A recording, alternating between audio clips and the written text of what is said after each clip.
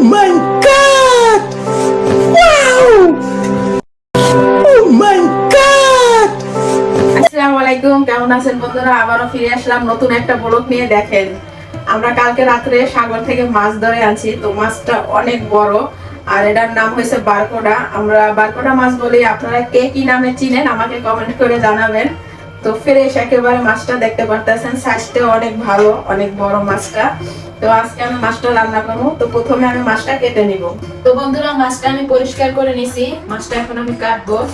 আর বন্ধুরা, মাছটা খেতে কিন্তু অসাধারণ লাগে। সাগরের মাছ অনেক টেস্ট, আর মাছটা তো অনেক ফ্রেশ।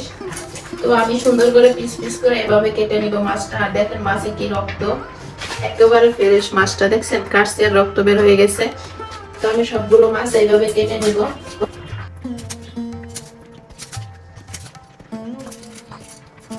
বন্ধুরা, মাছটা আমি হালকা করে ভেজে নিব, এই জন্য একটা ফ্রাই প্যানে তেল দিয়ে দিব। মাছটা ফ্রাই করার জন্য তেল দিয়ে দিলাম। আর মাছটা আমি এখন মশলা মেখে নেব। আমি দিয়ে দিলাম হলুদ, আর দিয়ে দিলাম মরিচের গুঁড়া, আর দিয়ে দিব লবণ। মাছটা আমি এখন ভালো করে মেখে নেব। আর বন্ধুরা, মাছটা কিভাবে ধরছি, কোথা থেকে ধরছি, তো আমার ইউটিউবে সম্পূর্ণ ভিডিওটা দেখতে পারবেন। আমার ইউটিউবে আছে। আমরা প্রায় সময় মাছ ধরে আনি, সাগরের মাছ অনেক ভালো লাগে খেতে। আমি সুন্দর করে মশলা মাখিয়ে নিলাম, এখন আমি মাছটা দিয়ে দিব।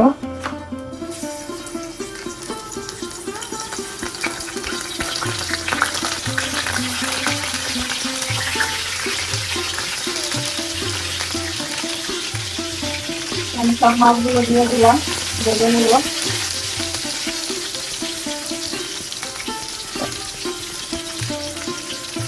বন্ধুরা, মাছের পাশাপাশি আমি ইলিশ মাছ দিয়ে বেগুন আলু রান্না করব। তো আমি একটা কড়াই বসিয়ে দিচ্ছি, এখন আমি পরিমাণ মতো তেল দিয়ে দিব। তেল দেওয়ার পরে আমি এখন দিয়ে দিব কেটে নিয়ে রাখা বেগুন আলু। বেগুন আলুটা আমি লাল লাল করে ভেজে দিব। বেগুন আলু দেওয়ার পরে দিয়ে দিব লবণ। রান্নাটা আমি একটু অন্যরকম করবো, এই জন্য এইভাবে করতেছি। দিয়ে দেবো হলুদ। এখন আমি লাল লাল করে ভেজে নিব। তো মাছটা আমার এক পিস লাল লাল করে ভেজে নিচ্ছি। এখন মাছটা উঠিয়ে বেরিয়ে দেখেন লাল লাল করে ভেজে নিলাম। এই পিসটা আমি এভাবে লাল লাল করে ভেজে নিব। সবগুলো মাছ আমি উঠিয়ে দিব।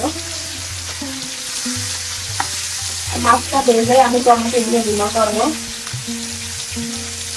এতে কিন্তু বন্ধুরা অসাধারণ লাগে। আর তাজা মাছ নিজের হাতে ধরা তোমার টেস্টটাই অন্যরকম। আর মাছ ধরতে কে কে ভালোবাসেন অবশ্যই জানাবেন। আমাদের তো মাছ ধরা, রান্না বান্না করা অনেক ভালো লাগে। এই জন্য এখন আপনাদের সাথে শেয়ার করি যে আমি রান্না করতে অনেক ভালোবাসি। কে কে আছেন এইভাবে রান্না করতে ভালোবাসেন অবশ্যই জানাবেন। আমি মাছটা লাল লাল করে ভেজে নিচ্ছি, এখন নামিয়ে তুলবো মাছগুলো। দেখতেই পাচ্ছেন অনেক লাল লাল করে ভেজে নিচ্ছি। আর মাছটা যদি আপনাদের ওখানে থাকে খেয়ে দেখবেন, ওতে অসাধারণ লাগে। আমি সব মাছগুলো তুলে ফেললাম, এখন আমি দিয়ে দেবো ইলিশ মাছ ভাজার জন্য। ইলিশ মাছটা আমি লাল লাল করে ভেজে নিব।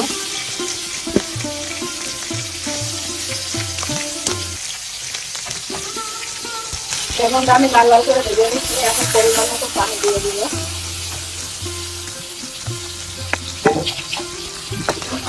পরিমাণ মতো পানি দিয়ে দিলাম, এখন ঢাকনা দিয়ে দিব।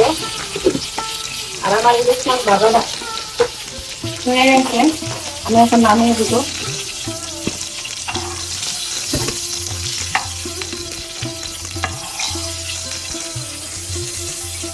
তো বন্ধুরা, আমি একটা কড়াই নিয়ে নিয়েছি মাছ গুঁড়ো করার জন্য। তো মাছ ভেজে যে তেলগুলো ছিল আমি এই মাছের কড়াইতে দিয়ে দিলাম মাছ রান্না করার জন্য। তো আমার আর একটু তেল লাগবে, তো আমি আর একটু তেল দিয়ে দিব। আমি তেল দিয়ে দিলাম। এখন দিয়ে দিব কেটে রাখা পেস্ট, আর দিয়ে দিব মরিচ। আমি ঝাল বেশি খাই এই জন্য বেশি দিছি, আপনারা ঝাল কম খাইলে কমিয়ে দিবেন। আর দিয়ে দিব স্বাদ মতো লবণ। আমি এখন পেস্টে কিছুক্ষণ ভেজে নিব। এখন ঢাকনা খুলে দেখে নিব, আর কিছু কেটে রাখা কাঁচামরিচ দিয়ে দিব। তো আবারও আমি 2-3 মিনিটের জন্য ঢাকনা দিয়ে দিব। আমি পেস্টটা ভেজে নিয়েছি। এখন আমি দিয়ে দিব আদা রসুন পরিমাণ মতো আদা রসুন দিয়ে দিলাম। এখন আদা রসুন দিয়ে একটু ভেজে নেব, যাতে আদা রসুনের কাঁচা গন্ধটা না থাকে।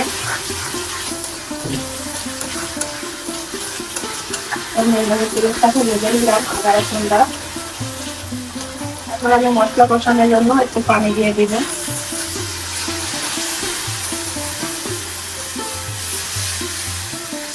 আমি এখানে দিয়ে দিব পরিমাণ মতো হলুদ, পরিমাণ মতো মরিচের পাউডার, আর দিয়ে দিব জিরা পাউডার, আর দিয়ে দিব ধনিয়া পাউডার।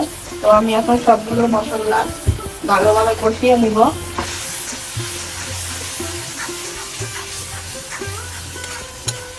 আমি এবারে মশলাটা কষিয়ে নিব যতক্ষণ না মশলা থেকে তেল ছেড়ে দিবে। এখন আমি মশলাটা অনেক সুন্দরভাবে কষিয়ে নিচ্ছি, মশলা থেকে তেল ছেড়ে দিতে। এখন আমি মাছটা রান্না করার জন্য পরিমাণ মতো পানি দিয়ে দিব, জল। আমি পানি দিয়ে দিলাম। পানিটা ফুটে আসার পরে আমি টমেটো দিব। আমি পানিটা এখন ঢাকনা খুলে দেখে নিব তরকারিগুলো সেদ্ধ হয়েছে কিনা। তো আমার তরকারিগুলো অনেক ভালোভাবে সেদ্ধ হয়ে গেছে, দেখেন আলুগুলো সেদ্ধ হয়ে গেছে, বেগুনগুলো সেদ্ধ হয়ে গেছে। তো আমি এখন এগুলো ঢেলে নিব একটা পাতিলে।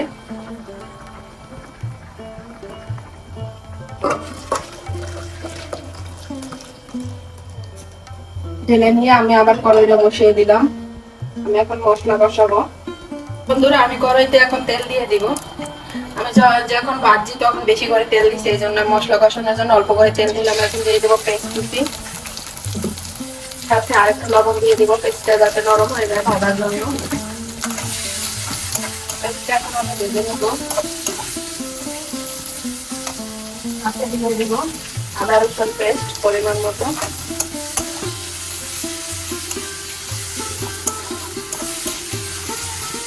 তো আমি এখন ঢাকনা খুলে দেখে নেব, আমার ঝোলটা ভালোভাবে ফুটে গেছে। এখন আমি কেটে রাখা কিছু টমেটো দিয়ে দিব। আমি টমেটো দিয়ে দিলাম। এখন আমি টমেটোটা সেদ্ধ করার জন্য 2-3 মিনিট ঢাকনা দিয়ে দিব। তো আমি পেস্টটা ভেজে নিই, ঠিক আছে, পেস্টটা গলে গেছে। এখন আমি অল্প একটু পানি দিয়ে দিব মশলা কষানোর জন্য। তো আমি মশলা হলুদটা একটু কমিয়ে দিব, কারণ আমি মশলাটা হলুদ দিয়ে ভেজে নিচ্ছি এই জন্য। আর দিয়ে দিব পরিমাণ মতো মরিচের গুঁড়া। তো আমি এখন এগুলো ভালোভাবে কষিয়ে নিব।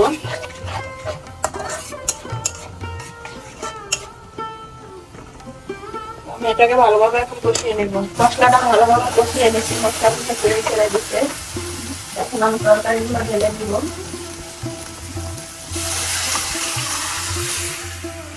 তরকারিগুলো আমি দিয়ে দিলাম।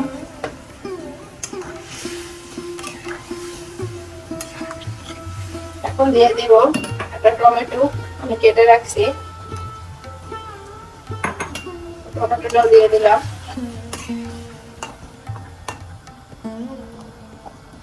এখন দিয়ে দিব ভেজে রাখা মাছ। আমি ভেজে রাখা ইলিশ মাছটা দিয়ে দিব। প্রথমে আমি মাথাটা দিয়ে দিলাম,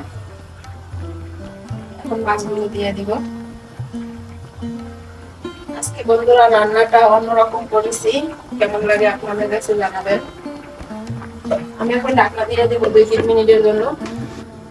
আমি এখন ঢাকনা থেকে দেখে নিব আমার টমেটোটা সেদ্ধ হয়ে গেছে। এখন আমি ভেজে রাখা মাছগুলো দিয়ে দিব।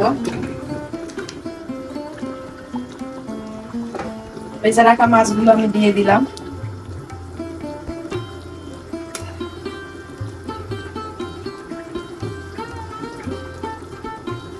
এখন আমি 2 মিনিটের জন্য ঢাকনা দিয়ে দিব। আমি এখন ঢাকনা খুলে কিছু ধনে পাতা দিয়ে দিব। আর শীতের সময় তো ধনে পাতা দিলে টেস্টটা দ্বিগুণ হয়ে যায়। তরকারিটা হয়ে গেছে, এই জন্য আমি ধনিয়া পাতা দিয়ে দিলাম। ধনিয়া পাতা দিয়ে আরো 1 মিনিট আমি জাল দিব ঢাকনা দিয়ে।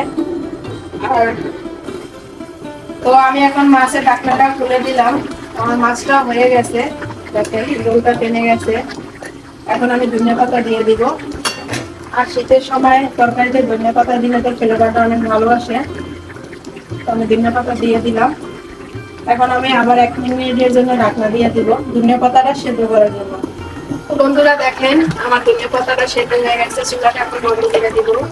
আর কালারটা কিন্তু বন্ধুরা অসাধারণ আসছে, লাস্টে দেখেন অসাধারণ, খেতে তো মাশাআল্লাহ অনেক ভালো লাগবে। তো আমি চুলাটা বন্ধ করে দিলাম। তো বন্ধুরা আমার রান্নাটা হয়ে গেছে, দেখেন মাছটার উপর থেকে তেল বেশি উঠছে। তো আমি এখন চুলাটা বন্ধ করে দিব।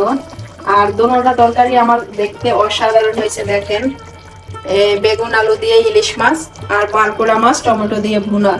তো বন্ধুরা আজকে এই পর্যন্তই, সবাই ভালো থাকবেন, সুস্থ থাকবেন। আর আমার ভিডিওটা ভালো লাগলে আমার চ্যানেলটা সাবস্ক্রাইব করবেন, সম্পূর্ণ ভিডিওটা দেখবেন, আমার সাথেই থাকবেন। আল্লাহ হাফেজ।